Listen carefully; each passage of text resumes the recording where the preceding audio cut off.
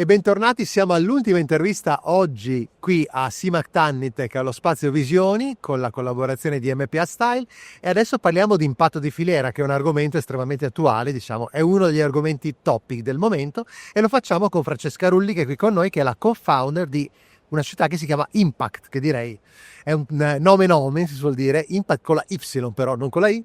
Benvenuta Francesca, e partiamo dal presentare questa realtà.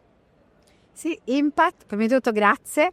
Impact è una soluzione tecnologica che permette la tracciabilità della filiera moda, quindi totalmente dedicata soltanto al segmento della moda, che permette di tracciare processi e prodotti e misurare i relativi impatti di filiera per supportare i brand nel loro percorso di transizione, nei loro target di riduzione di impatto ambientale e sociale, e nella direzione del passaporto digitale di prodotto, che ci chiederà appunto di inserire all'interno del prodotto finito non soltanto la traccia di coloro che hanno realizzato quel prodotto finito, ma anche l'impatto relativo alle varie fasi.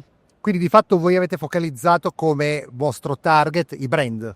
Il brand è l'usufruitore finale, ma noi siamo una soluzione di supply chain, cioè quindi di filiera.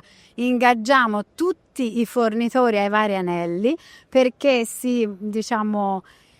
collaborino attraverso la soluzione tecnologica e una serie di esperti al loro supporto per calcolare l'impatto ambientale e sociale e tracciare le fasi produttive per arrivare al passaporto digitale e a un rating, chiamiamolo così per semplicità, del fornitore che misuri il suo livello di maturità in termini di impatto. Non abbiamo molto tempo per arrivare al passaporto digitale, vero? Mancano pochi anni ormai. A che punto siamo con, il percorso di transizione?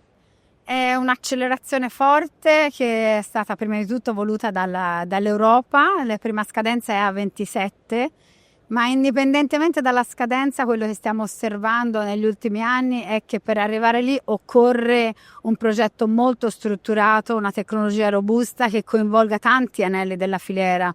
Quindi il percorso è in forte accelerazione perché il brand ha bisogno di ingaggiare tutte le sue filiere, misurare le proprie performance, registrare dati che devono essere verificati per essere in compliance con la normativa.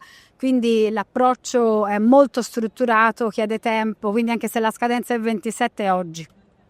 Certo, e da 0 a 100 oggi, a che punto siamo di impatto sulla filiera? Cioè quanto c'è da ridurre?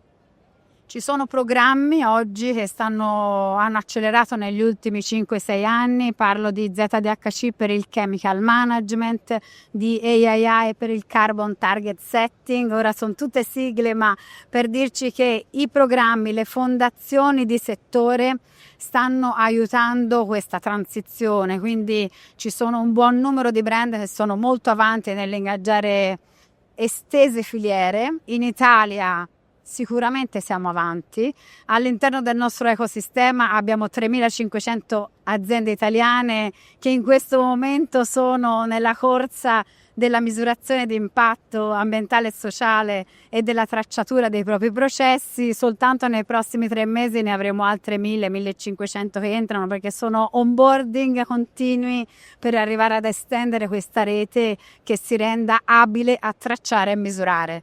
Come riuscite a gestire tutta questa massa di informazioni e di attività? Siamo partiti come una soluzione consulenziale 10 anni fa, quindi quando ancora tutta sta roba non era in trend. E da 3 anni ci siamo uniti a una soluzione tecnologica, è da lì che è nato Impact.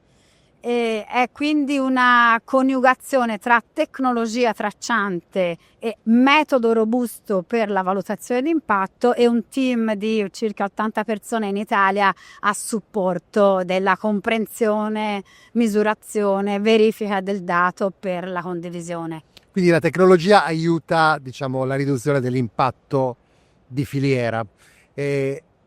Le applicazioni di questa tecnologia sono utili anche per il consumatore? Penso ad esempio alla questione della contraffazione.